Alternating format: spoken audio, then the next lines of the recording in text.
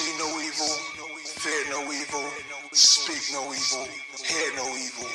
See no evil, fear no evil, speak no evil, hear no evil.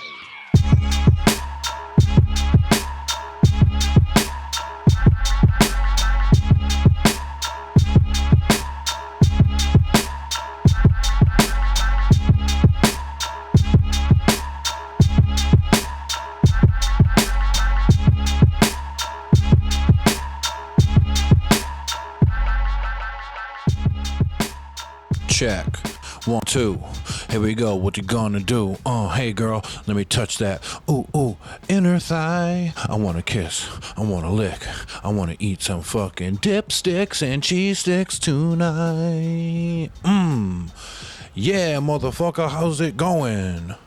This episode of the podcast is brought to you by DBKLA's Barbershop and Emporium, located at 6 Kirby Road in Cromwell, Connecticut, exit 21 off of I-91.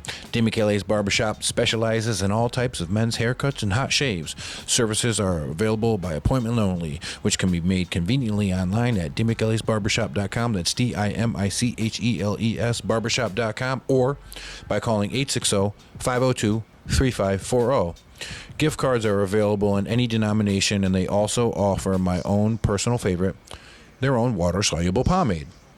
So go get a fresh cut, a clean shave, and an awesome product, and tell them Ben sent you. DBKLA's Barbershop and Emporium, responsible barbering. I can't talk about using pomade anymore because I haven't in a couple months, because I'm growing my hair long for my wedding. I'm trying to look like motherfucking Conan by October. Don't know if it's going to happen. Gonna keep pushing. All right, ladies and gentlemen, I have a beautiful podcast for you today. But before I get into the details of that, I don't really have much upcoming stuff to talk about, but I do have this. I do not know if it's sold out or not, but July 17th, Anthony Bourdain tribute dinner for suicide prevention, put on by my buddy Carlos Perez at 4 Restaurant in Farmington. It may or may not be sold out. I'm not really sure. I'm just putting it out there because if indeed it is, you can get in there. If not, you can't. I'm really sorry. Bands is playing the Space Ballroom Thursday, July 26th. You can get your tickets at www.manicpresents.com. Now, we're going to be holding some sort of raffle or contest or something. This is 3 weeks away. I got a pair of tickets. I'm going to figure it out. Go to my Instagram. I'll be giving you all the details, but you can win a pair of tickets to this show. If you don't win them, you might as well go buy some. So go see my boy Mark at manicpresents.com and get your motherfucking tickets for that show, because it's going to be a fucking fun one. Okay? New album out within the last year. Shit's going to go down. Shit's going to be cool. Okay? And that's all I really got to tell you guys. Keep a look at my Instagram, and we'll figure it out from there. I got another show next week and the week after that before this happens, so we'll get a little bit more into the details on the contest. But either way, go to www.manicpresents.com. Check out some other shows they got at the Spaceland Ballroom, College Street, Cafe 9. Go check them out. Those are my people. Now, let's get into this podcast. Today's podcast is a very art-centric podcast. It's a very Hartford-centric podcast. And it has to do with a lot of things that are art-related and Hartford-related. I don't know if you could have put those two and two together, but I just put it together for you, motherfucker. I have 3 friends here today that all respectively identify with some part of the Hartford art scene. My girl Andrea Cortez from Tainted LLC, my girl Mallory Mason from the Yup Network, and my boy Mike Marques from the Arbor Light Studios. We're trying to figure out a name for a certain thing that should be part of Hartford when it comes to art, but we're having an inner struggle. And this podcast today explains the whole thing. I don't want to give up any more of it, but I want you to know that after you listen to this podcast, if you are an artist or anybody involved in the arts in the Hartford area, go to my Facebook page. You will see a survey. We want you to take it. If you're an artist in the area, we want your feedback. Okay? I'm not going to say anything else. I'm going to leave it up to these lovely people to explain it to you, and that's going to be that. So, ladies and gentlemen, I give you Andrea Cortez, Mallory Mason, and Mike Marques. I break bread, break bread, break bread, break bread, break bread, break bread, break bread, break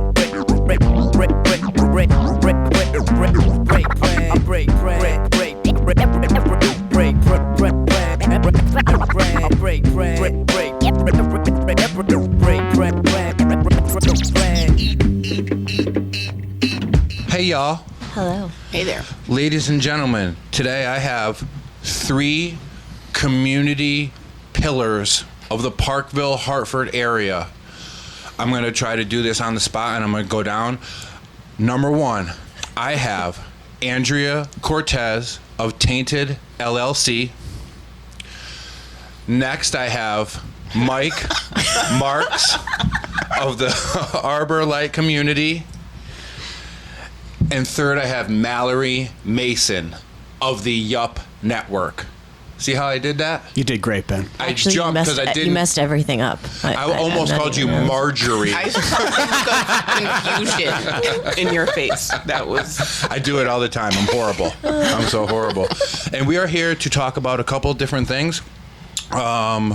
Mostly a lot of art-centric stuff going on with the Parkville section of Hartford right now. And I'm just going to give this section of this podcast to these lovely people to tell you what they do in their lives and what they're doing today. We're going to start with Andrea. Okay. Well, Ben, thank you so much for hosting this amazing podcast. So how you liking that Waterloo? The Waterloo Black Cherry is very refreshing. And Perfect. Definitely setting the tone. So I own a company called Tainted Inc. We've been in the Hartford area now for about 4 years. So we've been very active. We partner with about 62 nonprofit and for-profit businesses and very, very active in the arts community. So I'm excited to be with you guys today to talk about a couple of things that are happening. One, we have a new studio. It's about 2,200 square feet in addition to the studio we already have. And that is dedicated to the radical expression for women and children. And as most of you know that are active in the Hartford scene, there really isn't a place for artists to go that they can showcase what they're doing or find a place just to be. So we also turn over that space to artists in our area to give them the freedom to create. So that's what I'm up to. Perfect. Mallory. All right. So I work for public media, which here in Connecticut is called Connecticut Public, which is your local PBS and NPR station. And I am working on a new initiative from public media called Yup Network, which is dedicated to nurturing and co-producing content with the local creative community. So we're all about finding the leaders of the emerging creative class. We have a focus on 21 to about 35 years old, and partnering with them to ensure that they have the resources and the support system to really do what they love to do. We think, focusing on the creative economy is important because creative people make vibrant communities and neighborhoods.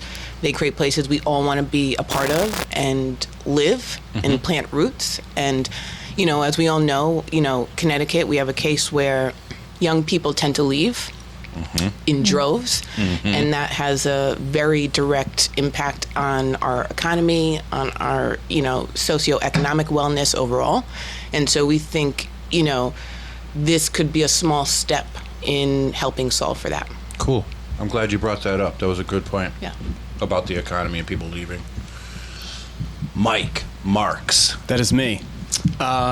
So I've been in West Hartford for about 10 years now, and I'm a commercial photographer, primarily portraits and lifestyle work.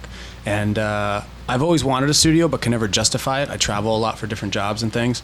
But the building at which Dre has Tainted in 56 Arbor Street, I always knew the landowner. He's a really amazing Italian guy, and he's always there. People mostly think he's the gardener because he's just kind of hanging out. And I'm like, no, that guy owns the whole building. And I knew he was someone to get to know. And I rented a space in the building there last year, and I always knew it was a little small.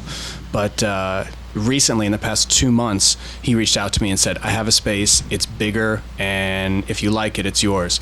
So I went upstairs, and it was a much bigger space, and I ended up occupying it. Once I started, taking over the photo studio between other creative peers and things that I have, I made the decision that I wanted it to be more than actually just my photo studio. I wanted it to kind of be a community hub. My career started, shooting film and, Polaroids, and digital's made things a lot easier, definitely for me. But being an unlicensed trade, it's made a lot of other people kind of become photographers, and it's been a little stressful. I don't necessarily not call those people photographers, but there's so many more things that go into my trade. So I'm hoping that the studio, my intentions are to have it as an education hub, a facilitation hub for some of those people that Mallory was mentioning, where they want to do some photography, but they don't have a place to do it. So we can work something out with them too. So, the studio is much more than a shooting space. I mean, I've got a conference table and projector and, to have critique groups, things where I could be a part of it, or some that I could actually be a mentor to, and just kind of build a community hub around me that can, benefit people that are emerging and up and coming, but then just benefit myself too.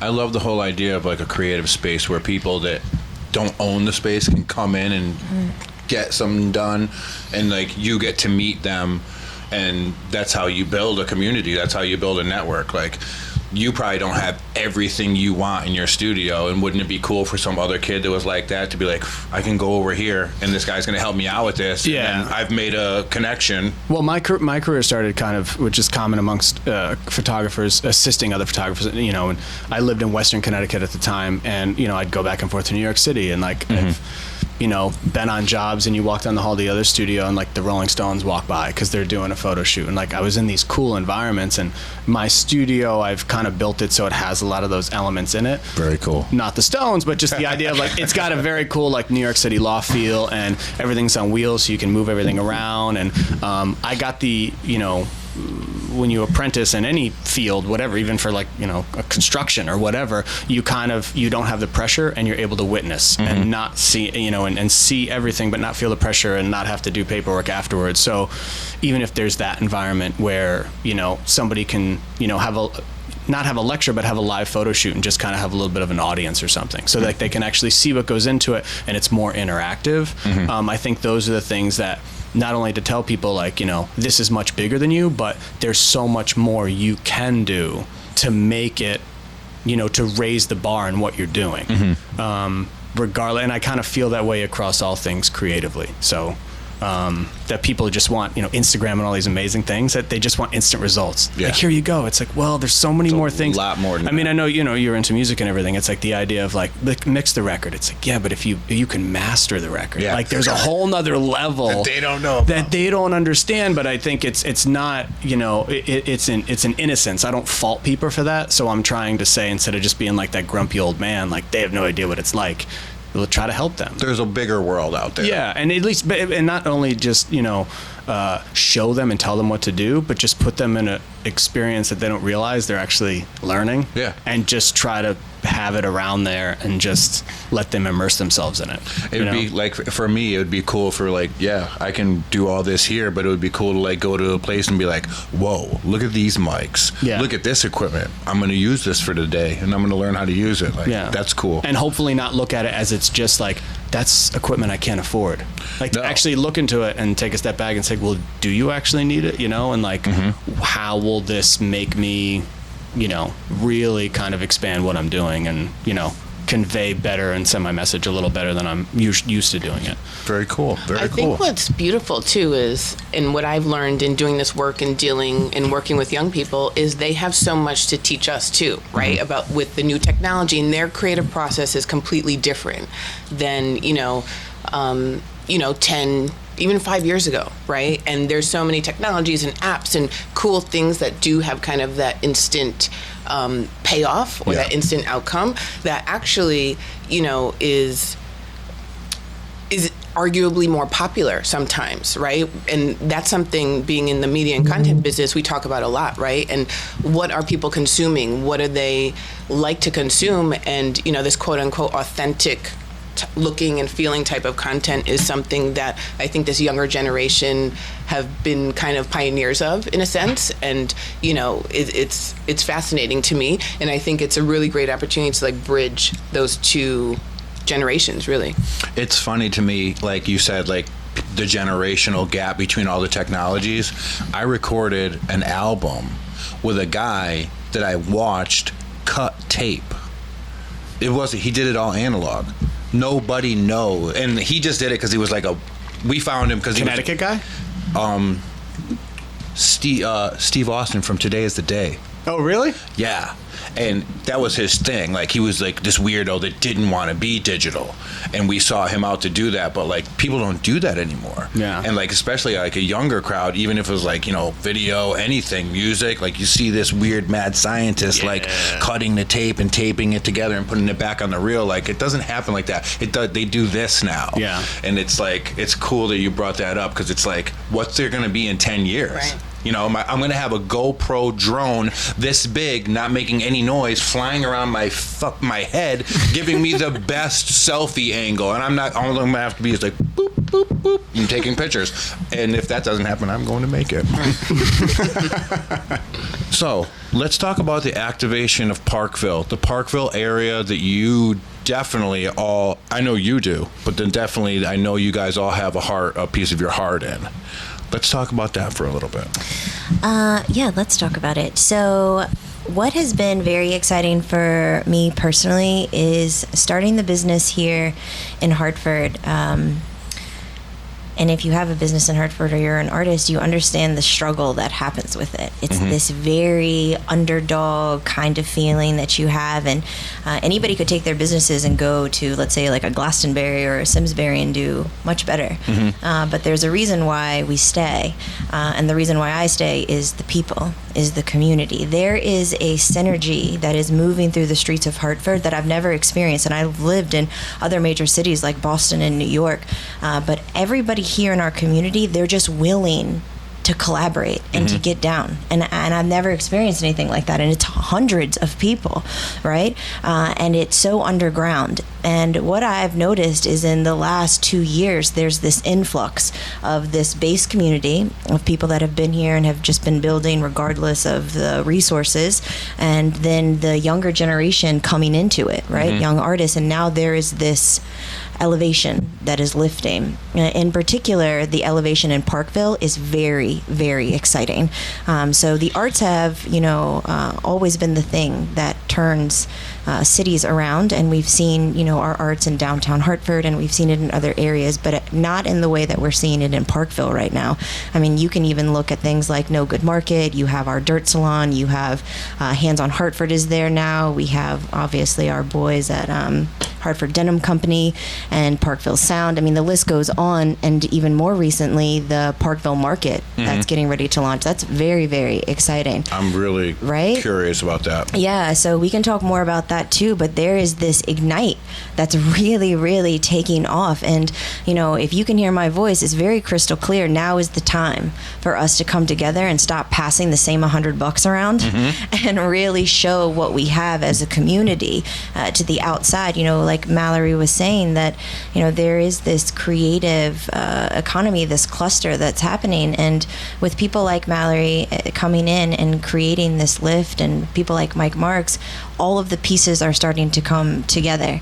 In particular, we have partnered with the original developers of Parkville, and Carlos Moto is the one who's doing the Parkville Market. Him and Al, who Mike mentioned, and Bill, they have agreed to give the billboards on top of all of the major warehouse buildings that face the highway to the community, to literally market our creative whatever this is, this energy, this surge. I mean, if you're in it, you understand it, and we can really highlight it however we want. So for me, in my opinion, when I thought about that opportunity, and if you know what I'm talking about, you've seen 56 Arbor Street. When you're passing the highway, you'll actually see the real Artways. A lot of people have thought that it's the real Artways building itself because the billboard is so large. But in fact, that's Arbor Art Center. So that billboard is one of the first billboards that are available to us. And that's a massive lift. So in my mind, to be able to put something like the Art District on top of it, how powerful is that? From people traveling from New York to Boston to look over and say, that's where my people are, and get off. That's exciting to me, especially knowing that there's activation here. Not much excites me. Like, it's got to be a lot. And like when you first told me about it that day, like I was like, this is cool. Yeah. Like the whole underdog thing you brought up.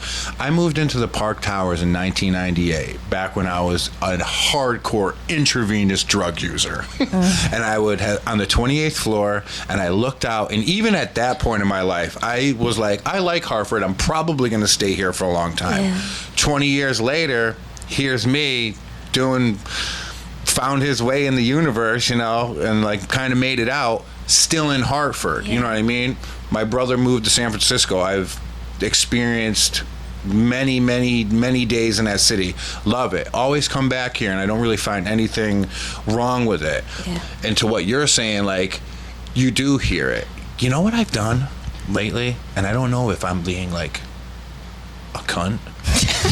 But like, you know what I started doing? I delete people off of Facebook that start to be like, I'm fucking done with Connecticut. Yeah. I'm fucking Dead on. out of here. You're And dead I'm to like, us. well, you're racist, and I went to high school with you. Goodbye. Goodbye. And it's just like, it's kind of like one of those things where like you're making yourself look stupid. Like if you don't like an area, don't bitch, just like do something to make it better, or go ahead, go. But it's those people that I see saying that ain't going, and all they do is bitch and bring everybody else down. But then there's people like the three of you that are actually fucking doing something about wanting to make people stay here. Yeah. Well, sorry, go I was ahead. just going to say, the reality is when, if an area is depressed or it feels chaotic or whatever negative word you can use to characterize, a city like Hartford, that also means opportunity. And if you have the foresight, if you're savvy enough, if you're forward thinking enough to see it, then this is exactly where, especially if you're a creative person, you want to be, as opposed to going to a really saturated competitive market where, you ain't gonna get noticed. No one will notice you. Yep. Versus, somewhere that's fertile. Yep. And you can build and you can create and you can, without trying, stand out. I mean, to me, it's a no-brainer.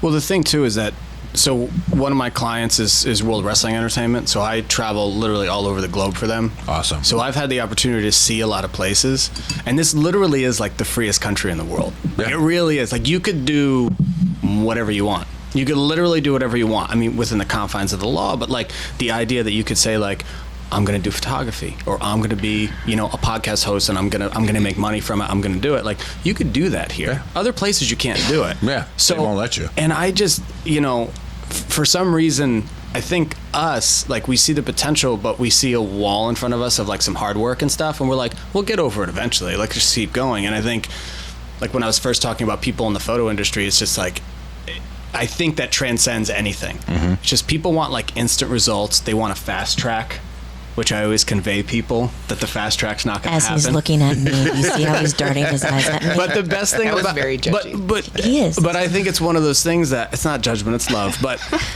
I think, and I don't know if you agree, but like when you don't take the fast track and you kind of screw up and you do all that, it's like that's where all the learning happens. That's where you learn. And that's where you build your confidence to be like, fuck it, I'm still going to go for it. It's that one pill, like instant gratification thing. It's just like, if you move to a bigger city, you're going to have to work harder to get noticed. Like, you could do and be you and flow the way you do here and have a better chance of like getting your art noticed, getting out there, getting a name for yourself, than moving to fucking New York City where there's 8.5 million fucking people, most of which are all doing the same thing. Right. No, it's not going to happen. Yeah. Like, stay true to where you grew, came up. Well, it's going back to this whole point that I get really offended because I truly love Hartford. And I think it's shameful that I love Hartford more than the people that have grown up here. Yeah. So shame on you, motherfuckers.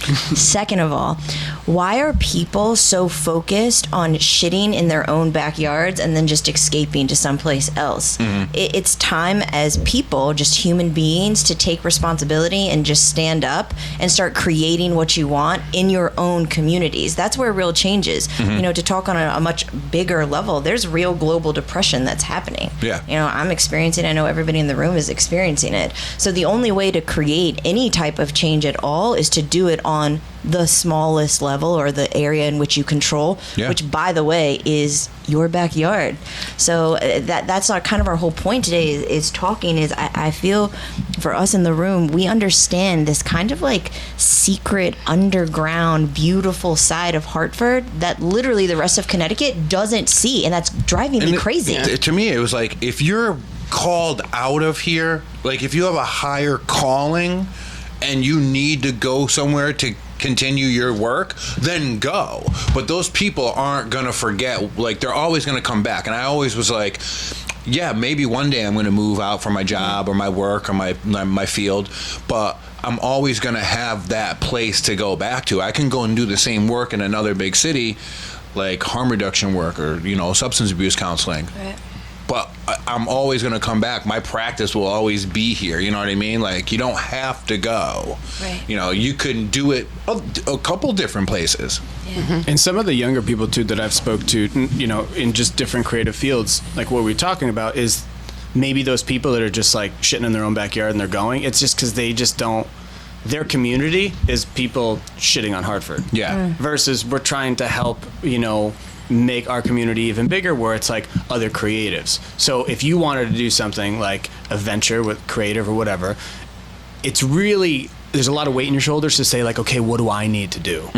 Versus if you have like a strong network and a community around you and you just say, okay, what needs to be done? And you take the eye out of it, it could actually be less overwhelming. And it may, you know, and it may be just help things move along a lot faster, and the motivation will come a lot quicker, and the results and the confidence will come a lot quicker. You know, like, you're not necessarily, I'm not saying make your goal, but just get that focus much deeper where you're like, whatever, that's another hurdle, we'll get over it, and then it'll be the next thing. It's Keep just pushing. And then I just think the results are that much more fruitful. I mean, think about like when because we, you know, we just saw each other after, I don't know, 20 years, but like hardcore shows, they're just like, not that we had to get insurance to have like, you know, a show at the Hanover House, but like it was still a lot of work before the internet to call bands and do all that sort of thing. To write down directions on your paper. No Yahoo Maps. Like, no it was maps. still like manual. No, you had a small corner of the flyer that had the directions from all the local highways. Which could be questionable. Of like the correct address. And then like leaving in a van that might not work and like that sort of stuff. But it's like, why did you do it? And a lot you of loved it. Right, but a lot of it could just be the community too. You know what I mean? So it's like, it's all, as much as we're talking the creative community, it is just a bunch of stuff that makes a person's heart strong and like do what they want to do. Yeah. You know? So, and it's the sort of thing that like with Yup Network and what Mallory's kind of do, you know, and what Dre's doing in her creative studio, my studio, it's like, I'm not going to tell people what they need to do, but here's a place to facilitate. And if, you know, if and I'm not just looking to be a mentor. If somebody's like, I really want to get into this type of photography, it's like, that's not my thing, but let me help facilitate and bring other people in that can help do that. But here's a place you can do it. You know. And I would say too, you know, outside of the people who leave, right, a big portion of the Hartford community is just disenfranchised, right? So they just don't have the resources. So I think that's why, you know, the work that, as the example the three of us are doing, is so critically important, because you have different camps, right? You have, like we just said, young people who may come here to get educated and then they leave because they don't see the value of what's here. They come to University of Hartford and go. Right. And then we have a lot of natives that are from here that don't have that option, don't have that capability, right? But also don't necessarily have the resources to create a better life. right? And so I think the consolidation of resources, which when we say resources, we mean everything from money to human capital to expertise to equipment to space to all those things that are needed in order to facilitate, that mentorship or that education or, that grooming or just giving people the space to create, which, that's a big part of it too. Some of these folks, they don't need our help. They don't need us other than, us being a part of a support network of caring people who are all on the same mission, right? And they really just need someone to believe in them, give them the space to be brilliant, and I think a lot of people will surprise us. I love that. Don't you just want to kiss her feet? Oh my God. Like, She's Jesus. great. Yeah. Seriously. I ain't wearing socks today. Everything that falls out of her mouth You're turns just like, to like what gold. the fuck? Seriously, but this is what I'm saying, Ben. It's Well, these like are the kind of people we need. This is something we need to hear. This is happening. This is really happening. And so a lot of people that have been in, our creative community, they felt like there's no support, that they can't get anywhere. It's here now. It's actually really here. And there are people that are stepping forward to create those platforms. And personally, I feel as a business owner in Hartford, it is my obligation and my responsibility to create opportunity for our younger generations and for the artists in our area. And so it just warms my heart when I sit next to Mallory and I sit next to Mike and you're hearing people truly give from their heart space, because it's the only thing to do. The arts are literally going to save the world. It's the only thing we have left. It's the only thing we have left. God damn it, Mike. That was good, though. That was good. Until Mike punched his There's microphone. no punching. Yeah, like the whole thing about like the arts will save the world. It's like one of the last things that's like you can't like rape it. Like you can't like color it a certain way. It's like whatever you want it to be, what you do in your studio is yours, and the whole outside world, it will never like get in on that. You know what I mean? It's same for you and same for you. It's like, and if everybody was on that sort of path and that sort of mindset, and enough people did it, that would save the bingo fucking world. mindset. Also, it's like when you say the arts, I feel that sometimes people shut down. They just think of it as like art galleries and painting. Yeah. Da, da, da, da, da. No, when we're talking about the arts, we're talking about the artist's mindset. It's the visionary. It's the ability to create. It's Seeing the mindset something and being like, I'm going to make something that out of this. pulls it out of thin air. You're really talking about a being that has the ability to shut all the bullshit out, all the negativity, and pull from the purest place. In addition to that, ideas and art itself as a whole has the opportunity to bring people from different cultures and races and all together, because let's face it, everyone listens to music and we all have some sort of art hanging in our walls. So it's this true common ground that people can meet. Those are the last two common ground things, music and art. It's the only thing. And back to Mallory's point, it's the artist mindset are the ones that care. We care. You hear Al say it all of the time, our landlord, another angel walking on earth, because we want artists in Parkville specifically because they care. They're the ones that care. In addition to that, when you look at Arbor Street and Orange Street, it's no secret that Orange Street is one of the most dangerous streets that we have, in Hartford. The reality is that how do you reach a mindset like that, the mindset of poverty? How do you reach someone like that?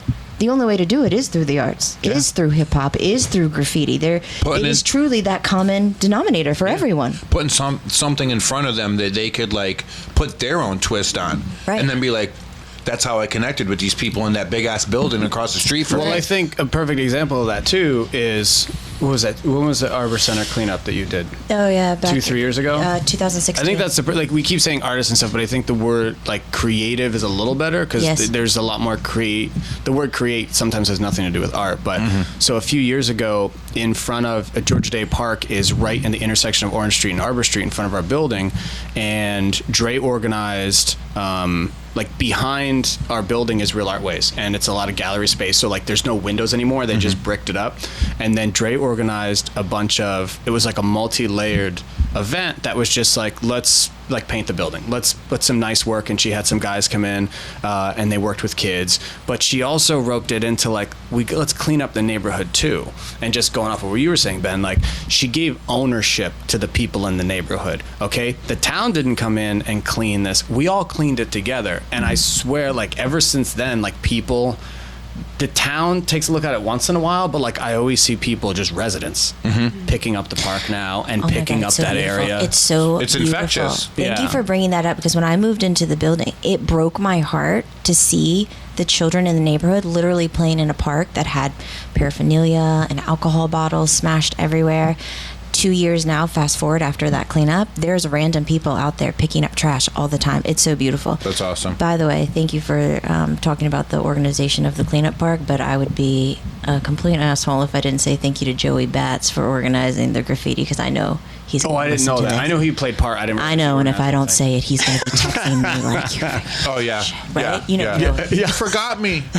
I'm everyone's best friend. Yeah, but I think that's a lot of it, like to give someone like a sense of ownership. And if a community does it, and the community as a whole, I did part of this, but then like I worked with these other people, and then there's like the community ownership, and it's like, I'm not trying to get all crunchy granola, but like I just think that, No, I agree with that. you know, like I think all that stuff, like it works. it works. That's how like me and Joe, we go back and Yeah. forth. We diss each other every day, but we have a common. That's our common thing. Word. We're two weird rappers from Hartford that both love it to the point that we're doing stuff like that Yes. for the city. Word. That's my like. That's how I.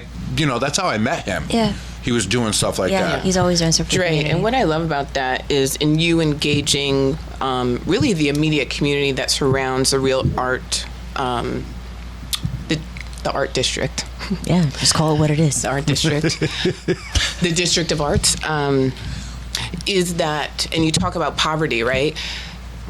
People who are poor tend to be some of the most creative people because they have to be resourceful every single day. So to not recognize, right, the untapped potential, we would be remiss, right? And to not, again, create a pathway to amplify that, because the reality is, the popular culture that we all are a part of and we all reflect every day, and what we wear and the music we listen to, 9 times out of 10 is coming out of those very communities, the orange streets and the north ends of the world, and et cetera, et cetera. So to me, that always feels like a disconnect, right? That it's almost like we need to start elevating the origin of the thing that we all gluttonously consume, I feel like, because we're gluttons when it comes to consuming culture and art and dances and the new thing. And, we love being trendy. People love being trendy. But to recognize, again, where that origin, right, so where that started, the genesis of that, and to recognize the power of that.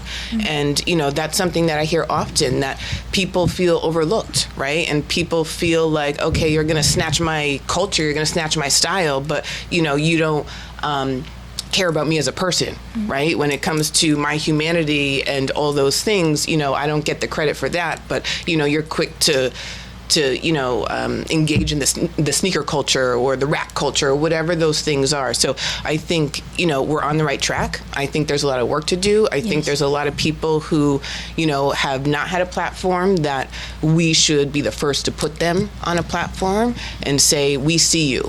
Because I think a lot of people are waiting for that. Yeah. And they deserve that. And they'll go their whole lives without somebody acknowledging it.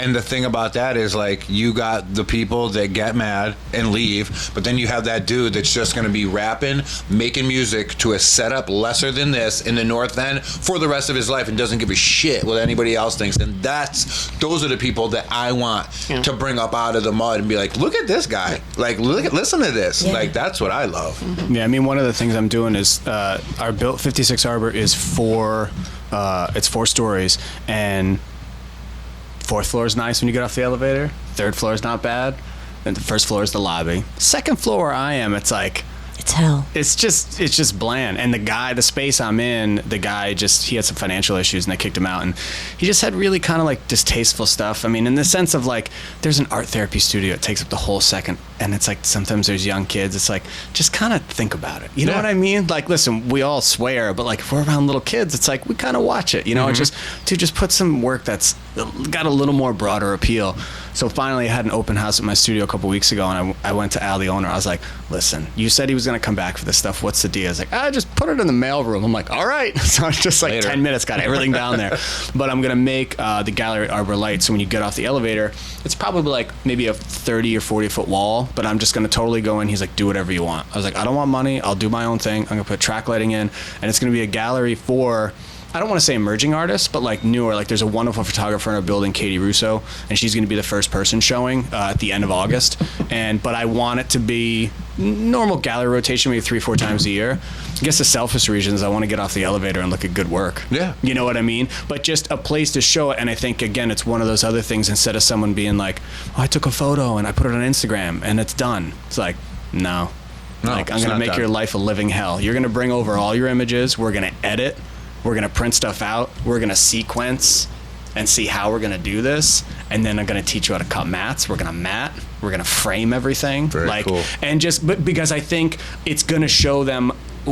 I've had a few showings in my life. Like, I don't really do fine art stuff, but like I've had some projects I've done in the past, and it adds a humbleness that puts a whole different connection with your work that I'd love for other people to experience. And I'm not saying it'll be the same feeling, but I think it just adds a whole nother level, and I think it'll help people be like, there's so much more we can do. Mm-hmm. And to witness someone experiencing your work, not on an iPhone. Yeah. Like, and actually experiencing it in person, and then conversing with a total stranger about this work and this creation and like that emotion that you're conveying, like it could really, I'm excited to see like how all that's going to metastasize, because I don't know anything about galleries. I'm not a curator, but I'm just like, whatever, you know. I'm not looking for them to, you know, pay me to have their stuff up there. I'm not looking to make money off of it. I just want it to be there, you know. That's awesome. Now I got to come look at it. Absolutely. I've never been on the second floor. It's very weird. Well, now that Mike is there. Yeah, I got a reason to go. We have reasons Yeah. to go there. The door is always open. Did you want to have a conversation about Bishop's Ladder? Oh, the market. Yeah. Right? So how much do we know about it? Is it mysterious? There's literally an updated article in the Current yesterday, I think. Really? Yeah. I got to meet with Carlos about 6 weeks ago and was able to look at the blueprints on it. And honestly, it's the most beautiful thing I've ever seen. It's really, tell me what really it's going to be like as far as a market goes. Yeah. So what I'm excited about is the different elements that he's merging together. So he's looking to bring a lot of fresh produce, which is very exciting, right? So fresh meats, vegetables, and then he'll have restaurants. He wants to do kind of a kitchen of sorts in the center that actually brings in individuals who are looking to break into the culinary arts and have almost like showcasing. You could just showcase like chefs. Yeah, you can just pop up, right? Do like a dinner. Yep. On the second floor, he's going to have shops.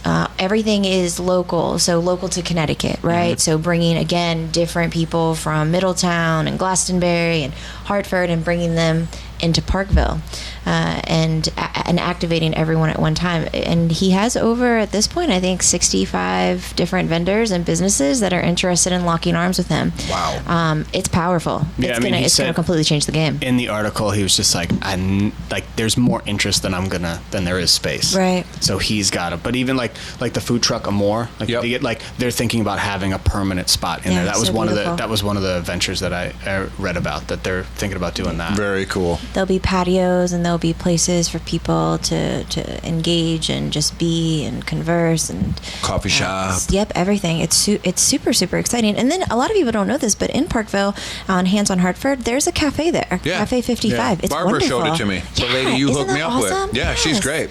She gave me a whole tour. Like, we're working on something right now, but I got to figure out how I'm going to work it. Yeah. But she brought me into that cafe, and the last time I had been in that building is when it was the old spaghetti warehouse, and my friend's father owned the building, and there was like stages in there, and we had small shows.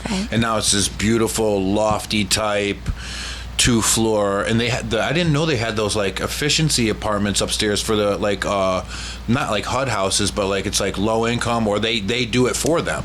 That was so cool. That was very cool. And they got a garden in the back. Mm-hmm. I was out there hanging out with her. She's very cool. That reminds me, I gotta hit her up. There's just so much activation that's happening, and that's what we're really stressing and getting across. You know, when you're bringing in restaurants and you're bringing in food, you're going to drive people to it, and you're just going to drive people. What I'm really excited about is working with, No Good Market, breakfast, lunch, and dinner, and working with Mallory is creating a real nightlife, right? And so I want to redefine the word nightlife because I'm not going to a club. It's just not happening. Me neither. And other creatives that I know, we're not interested in chilling like that. We're just not. So what's so exciting is that these developers are literally opening up spaces that our community has never seen. Mallory and I took a walk. Phil, who is one of the owners of Wooden Tap, his headquarters is in Parkville, and the top floor has windows 360. It's like something out of Dirty Dancing, but better on steroids. It is so sexy. So even partnering with Mallory and all of the artists that she's finding and connecting with to create a real vibe. Do you know what I'm saying? Just like a vibe, and having these different spaces. The creative studio I have at Arbor Art Center, to the one that we're talking about with Phil, to Dirt Salon. It's just a really great way to activate in a creative way through installation, through music, whatever the fuck we want to do, we can do it. Literally, we can do whatever we want. I love that. Do they have like a date as to when it's gonna start opening up? So we've been talking to all of the activated players in Parkville, and we are doing a Parkville block party on August 25th. This is really exciting. We're anticipating over 1,000 people to show up. When you pull together, Hartford Flavor Company, all of the artists at 30 Arbor, 56 Arbor, No Good Market, 1429. I mean, you're literally talking about the entire neighborhood all activating at the same time. It's going to be insane. It's going to be the most beautiful thing that I think I've seen in the last 4 years. So that's the kickoff. That's the kickoff of really us saying to our community, if you haven't seen us lately, you need to come here. You need to come here. You need to come here. You need to be here. You need to play here. You need to get a studio here. You need to get an apartment here. It's happening. It is happening. And this is the place to be. Parkville is the place to be. And in my opinion, Parkville is the art district. Agreed. On my end. I concur. Oh, you do concur? I do. Oh. The market probably won't be open by then. No, the market. Because that's a big The undertaking. market is going to be a very big undertaking Year or from two. what I've heard. No, let me tell you something about Carlos. Our building, our 56 Arbor just turned 100 years old. But that old Bishop's Ladder, that's newer construction. Yeah. So I don't think that's a newer building. Yeah, I don't think he's If going to have to do things that go much. smoothly with the state, because what they're really talking about now is the parking situation. If that all gets approved, he wants to start breaking ground in August. So once that happens, probably like you said, a year, it would be ready to go. Stuff like that, though, once it's moving, It goes. Yeah, It goes. that would probably move pretty quick. Oh yeah, I mean, the one thing to it, and they got the lolly to do it. we've mentioned them a lot, but it really is like the property owners, because there's It a lot is. of places where a city want to do this sort of thing, but then there's just slumlords and things like that. Like the people that are engaged in this that own the property, they're the ones that That makes such a difference. it's huge. They're making it And you'll possible. have that one building in a neighborhood that's not doing anything, and who don't give a shit. Yeah. You know what I mean? There's a couple of buildings, there's a couple of old brownstones on Orange Street at which I know some of the people have said, they're boarded up. And it's that would be cool if they were just kind of low income artist housing, Yes. which is kind of what Art Space is, right? Yeah. Some of it's a limited income sort of thing. Yeah, you have to be. I don't know how you verify you're an artist, but it is all artists housing, and they Right. are given a discounted rate. Right, yeah. but similar business That would be cool. model. Yeah, that would be very cool. Instead of just sitting there, So let's talk about this phrase, art district. Yes. And let's roll it around and let's have this conversation that Yeah. I think we've all been wanting to have. Yeah, let's roll it around. Dre, have you gotten any kickback for wanting to label? Okay, yes, I have. You know what was so crazy? And I promised Mike that I wouldn't black out and rage as we talk about this. Please don't. Right? So really the branding, if you will, of Art District, when the opportunity happened with Al, and Al looked me in my face and said, okay, Andrea, I'm going to bring down Real Artway's billboard off of our building. What do you want to put up there? That shit was wild. I was like, all right. That's kind of huge. It's the biggest billboard on the fucking highway, like, in length. So I went into serious prayer and meditation over this. Like, what can that be? What can we put on top of our building to literally be like the spotlight of who we are? And I was eating a bowl of pho, and it was like the hand of God just reached inside and was like, boom, art district. Every major city has an art district. It's black and white. It's super simple, and it just makes sense. And again, my point to people passing by, travelers, they're going to look over and they're going to see that. Now imagine it all being unified, right? All these buildings are unified with, the same kind of scheme or whatever. You can see that our community is all on board. Now, as I started to talk to the other developers about this, because I realized, like, having Al is cool, but if we can get other people on board, now you've got some momentum. Now you've got some power. The other developers, they loved it. They're like, this is perfect. I started talking to individual artists, same thing. Super, super excited. Everybody was for it. As the ball started going and more people started to get involved, I have gotten resistance. Not a lot. But the feedback is still valid. Do you know what I mean? Because it's from people that are active in our community. And again, what we're creating here is inclusive. We want it to be inclusive. So whether you agree or disagree, the voices need to be put on the table for us to decide. So the things that I've heard that pushback on it is that art districts can create gentrification, and they've had a history of it doing that. The other pushback that I got was that people they're fine with it being an art district, but not labeling it like that, having something more creative, right? I know that, people were saying whatever, tire people hanging off of the building, blah, blah, blah, blah, blah. And, for me, my answer to that is it's called show and tell for a reason. You know what I mean? If you want to put a piano outside of the building, I don't really give a shit, but there are people that just don't get it. They just don't get it. You could put graffiti all over those buildings and they wouldn't get it. But for me, that simple, short, right to the point, you're going to get it. We're going to say it. We're going to show you, show and tell. And right, but the one thing too, which I know you've expressed to me, is that it's not about the branding, even though it would be a branding. Yes. It's about a sense of community and a sense of ownership to people that are there. Yes, it definitely. And then another thing that I was hearing, Parkville is very diverse, and it is. If you go down Park Street, there is a beautiful Latino community, right? Wonderful food, wonderful businesses. We're not trying to take away from that at all. We're not trying to take away from everything that Parkville has.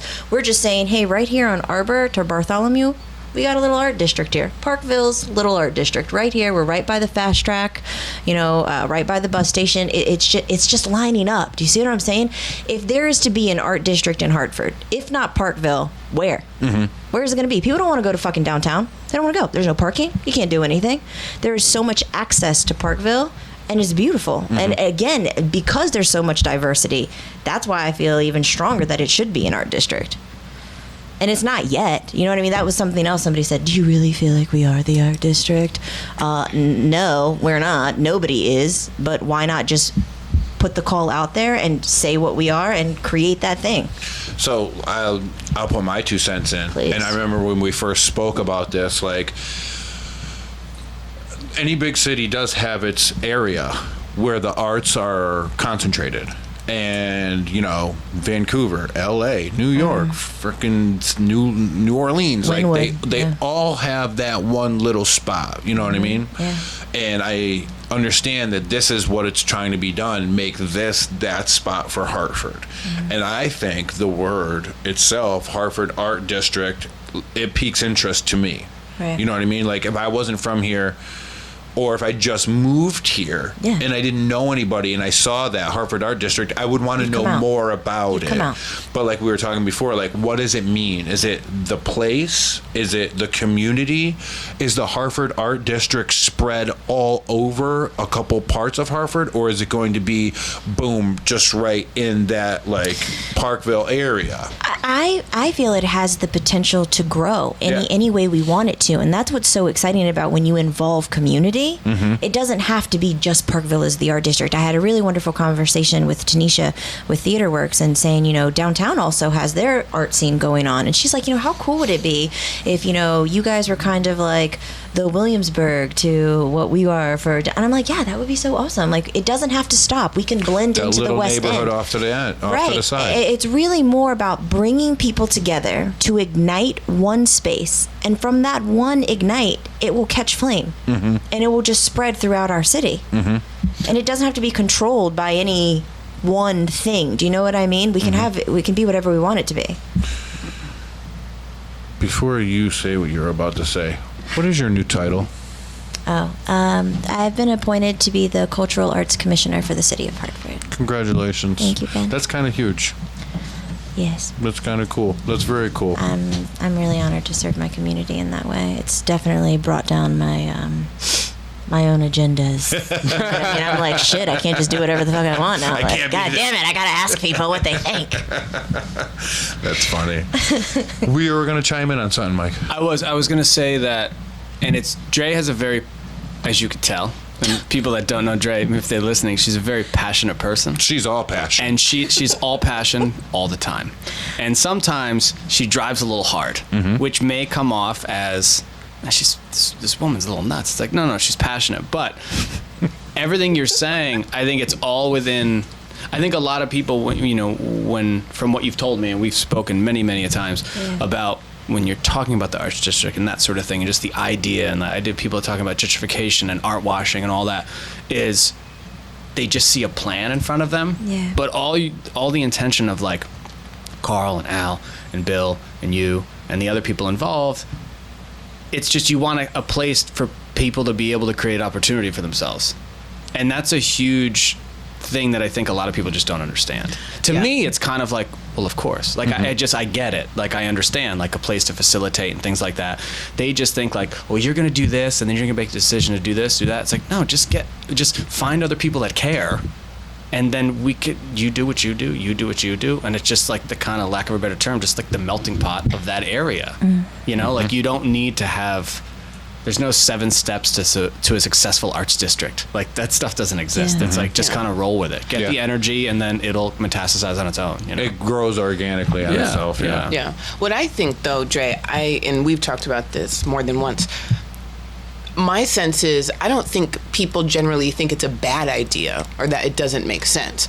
I think they're bucking against the fact that they don't feel like they had input in it, and their voice wasn't heard in the consideration or the consensus of, okay, this is what we're going to be called. Do you know what I mean? And that's what I find, when you talk about cooperation and group dynamics and, how people get along with each other and collaborate.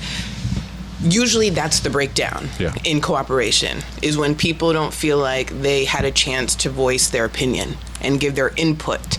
And then they're out. And then, right. And so I think, and this is all because, we're building from scratch and this does not exist. There isn't a roadmap, and we don't, we're learning as we go along, basically. So, to me, these are just lessons that we're kind of collecting and gathering as we go along. And I think what's great about it is because there is no roadmap, we can always pivot.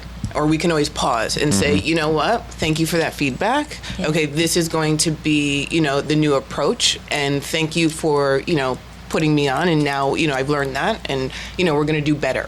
But I think, ultimately, I wholeheartedly believe that this vision is going to come to fruition just because there's so many people who are saying and feeling and believing the same thing.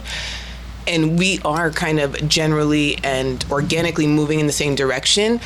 A lot of us just don't know it, right? But we're all kind of moving in the same wave. And it's just about connecting those dots and, again, creating a mechanism so that people can give their input, so that so it does feel like a collective effort. And it doesn't feel like there was one person that was kind of like singled out and, this is the person who is leading and creating, right? And so... Collective is... Right. One of it's like a real linchpin word there. When people have a sense of ownership, it's like it totally. They give you so much more. Everything. Yeah. It's like, growing up as a kid and your parents told you what to do, and then you reach that one age where they're like, well, what do you think? It's like you're like, well, you're asking me like my opinion. When did it ever matter, Mom? I know, exactly. Yeah. The big thing too is, Mallory, we talked about it the other day, is building trust. right? So, I mean, I'm going to just put it out there for you. Originally, the plan was to have this massive party, right? But at the same time, we wanted to overnight literally flip the billboards without anybody knowing, except for the people that are very active in the community, because I just really like to, I don't know, I just like to slam people against the wall. I like the shock factor, right? So that was the original movement there. But when people in our community, literally like 2 people, voiced that concern, literally it's 2 people, okay? 2 people were like, this isn't it. Like, we can't do this, blah, blah, blah. It's going to do this, it's going to do that. It halted everything. And it halted everything because we are very sincere when we say, we want it to be all of us. And so that billboard has come to a pause. It's come to a pause point, and now is the perfect opportunity to say, again, we want to do a survey. So we want to say, you know what, if not the art district, what can we use to describe this creative explosion that's happening, this community that's happening? Don't just say no to say no. Say no and then bring us the solution. So I know you were saying that you'll post up the link so people can click on it and give us their opinion. But we have an opportunity here that we cannot miss out on. It is very rare to have property owners literally look at us and say, we're going to front the bill for this. Like, what do you want to put up there? I mean, each owner is probably going to be investing anywhere between $4,000 to $6,000, and that's a beautiful gift. So we really want to get that in before the middle of July, so that way we can launch something, you know, after our at least in the fall. You know, it gives us a time after the 25th to play together as a community in the sandbox and kind of have a big party and start establishing real dialogue, you know, having meetings within our community and moving forward. And back to the gentrification thing, again, it's the trust. Like, change is happening in the community. And Mallory said it best when you were talking about, you know, people taking a stake. Like, now is the time for people to stand up and take a stake in it, and then we control it. Again, we are controlling what's happening. Yeah, I mean, I didn't say this earlier, but now that you bring that back up, I feel like it's a good segue. So a part of the work that we're doing also accounts for housing for artists, because we know that being an artist is a grind. And, you know, if this is truly what's in your heart, right, the real challenge is setting up your life in a way that you can sustain and, you know, work on that grind. When we're looking at a community like Parkville that, like we pointed out, is already surrounded by poverty, I find it hard reconciling making space for artist housing, which would be low-income housing, when you have a neighborhood full of people who are in need of low-income housing.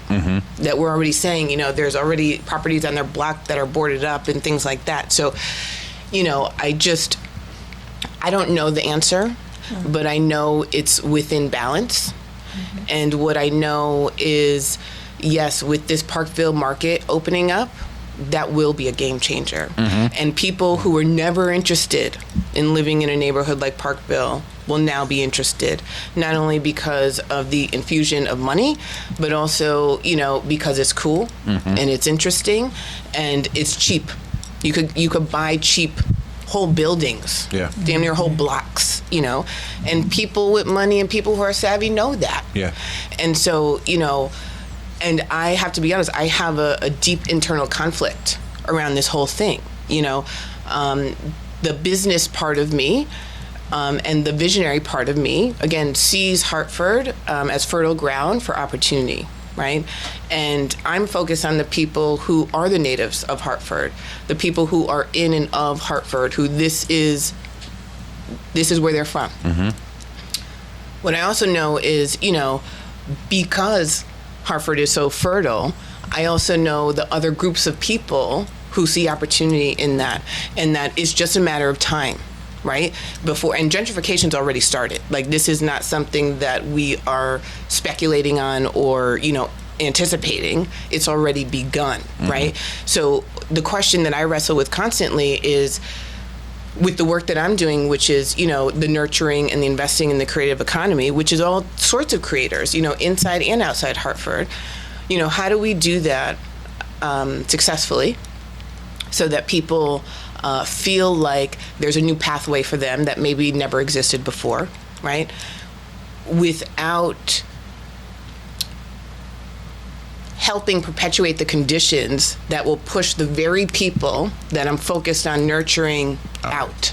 And I don't even know, I don't think I actually have that capacity. Like it's so beyond, it's so systemic and structural, right? But I wrestle with that because I feel like part of the work that we're doing is actually helping enable that.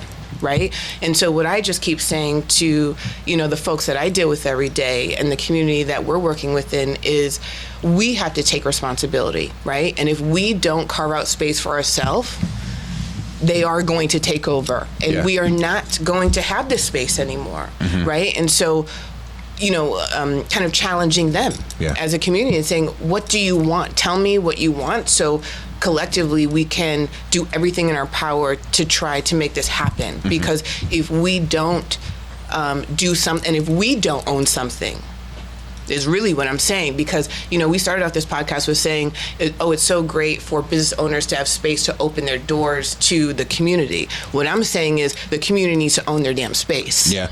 That's the only way to really carve out their space and retain any semblance of their own neighborhoods. And again, I don't think I have the answer. It's something that, again, I wrestle with day in and day out. It's something that's on my mind constantly, but I know it's something that, again, we have to account for, and we just need to keep talking about it. And, I hope that this doesn't turn into the new Harlem.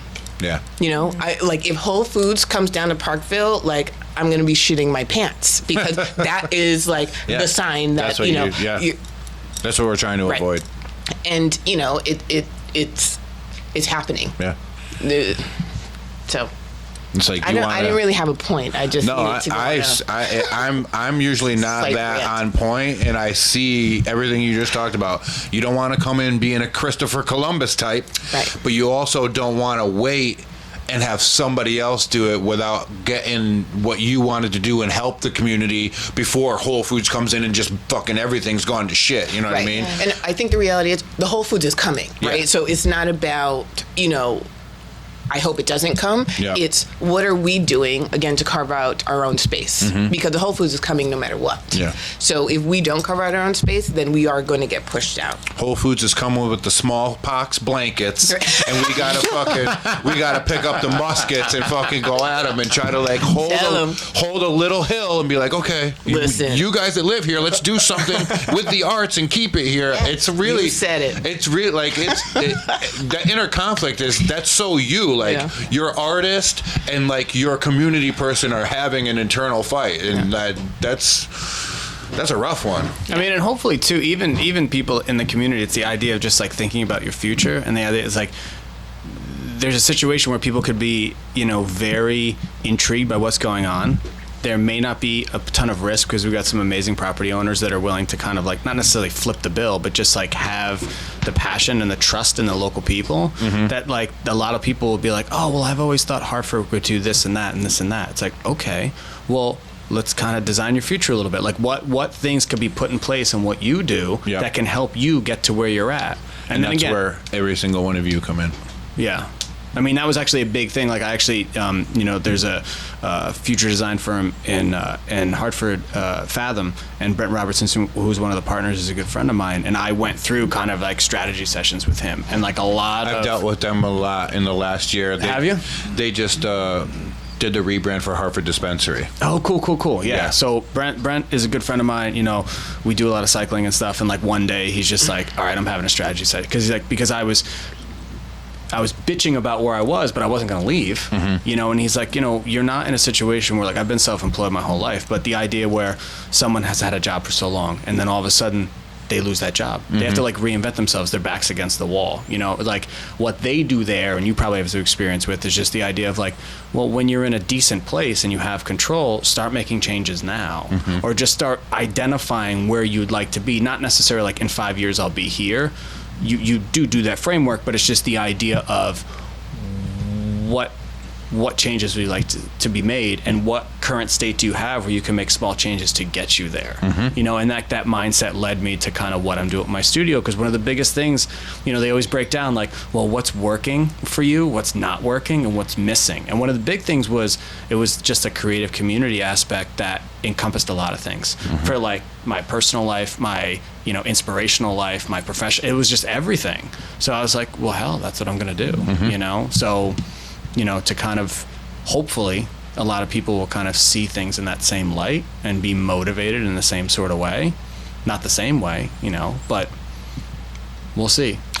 You know, we're coming up on an hour, but like the moral of the story that I'm hearing is no matter what it's going to be called, it's happening. It's happening. Yes. And that's Going cool. down. That's good enough for me, and I'm willing to ride that train until the name comes. You know what I mean? But I'm willing to be a part of it with you, doing whatever I can to make that area. You know, that's where I spent a lot of my, you know, golden years. You know, mid-20s, 40 years old now, but I've always kind of binary starred my way around all the weird, you know, the West End, Parkville, like, you know, this part of West Hartford, and I have a stake in it, you know, and I want to see it actually blow up in a good way.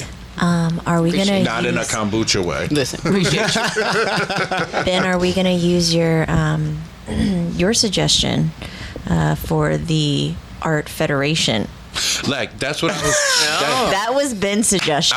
That's what I said. I was like, if this doesn't fly, like, Right. let's use. And I did. Remember, I did Actually, can I? I did some homework because I Tell the wanted to story. make sure the Let me word tell the real federation story of how wasn't it like did. connected Let to me tell you the anything. real My story. inner Star Wars buff was like, we're calling it the Federation. What's so funny is, Then you can get a flag. Yeah, with a big Star Destroyer on it. I'm in. you know, you think that I have rage, okay? So I have had a meeting with Ben, and I was just like, you know, listen, like, I'm upset right now because some people think that the art district is too aggressive. Ben was like, what the fuck? They think art district is too aggressive? We're gonna call it the fucking Art Federation. I was just silent, like, that's definitely not gonna go over well.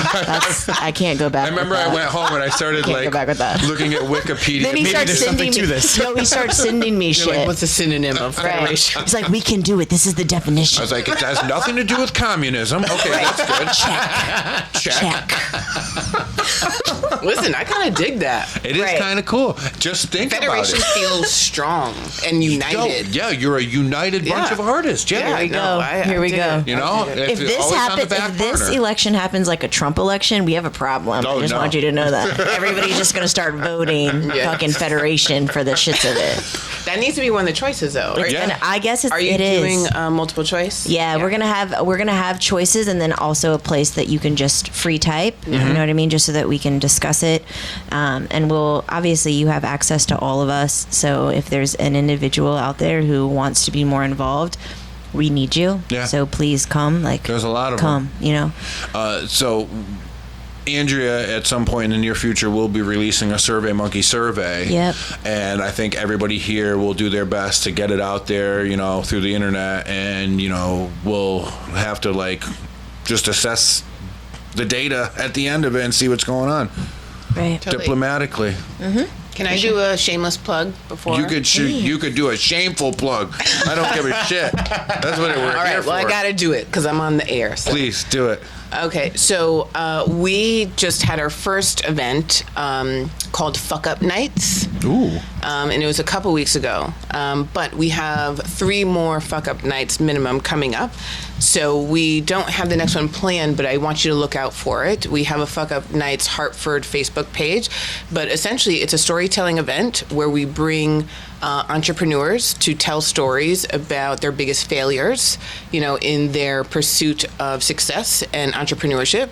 And we bring in an audience to learn from other people's failures. And it's a really fantastic event. And again, it's kind of learning and vibing and connecting through storytelling. There's also a bar, there's refreshments and drinks because we think, you know, loosening up a bit is a good thing when it comes to, Fucking up. Fucking up. Are you Makes doing sense. it? Are you doing it at TheaterWorks again? Yeah, so our next one will be at TheaterWorks, although I'm not sure if all of them will be at TheaterWorks, but we are playing the next one again at TheaterWorks, so just look out for it. And we're trying to just bring interesting, novel things to Hartford and to Connecticut in general, things that maybe push the envelope a little bit, that make people slightly uncomfortable, which we think is a good thing. Totally. And, we're just trying to shake it up a bit. So please come out and support. Again, look out for the event pages and whatnot on Facebook and all the social media sites. Cool. Very cool. Yeah. You want to say something?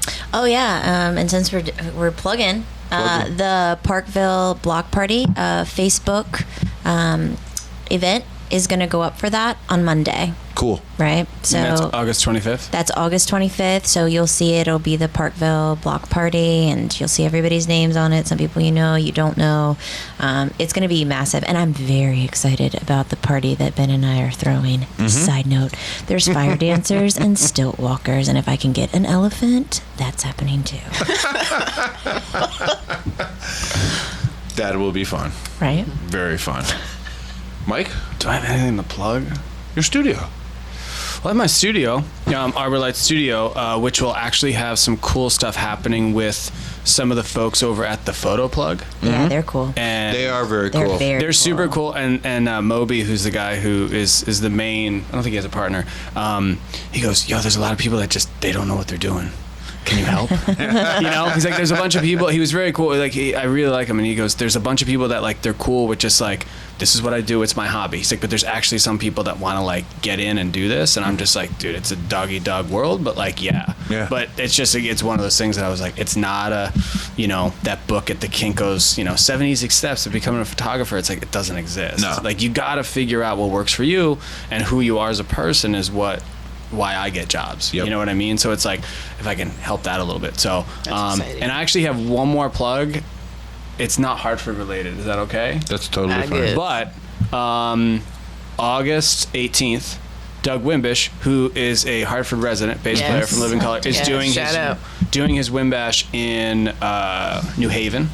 And I'm actually kind of serving as a creative director because he officially took Wimbash as a 501c3, so he's now a nonprofit. Cool. So, and it's basically brings together really well-known musicians to benefit the music program within different educational systems. So it could be everything from uniforms to instruments to like travel to and from. So it's very, very cool. He just did one last week in like the Dominican Republic. Wow. So he's a sweetheart of a guy.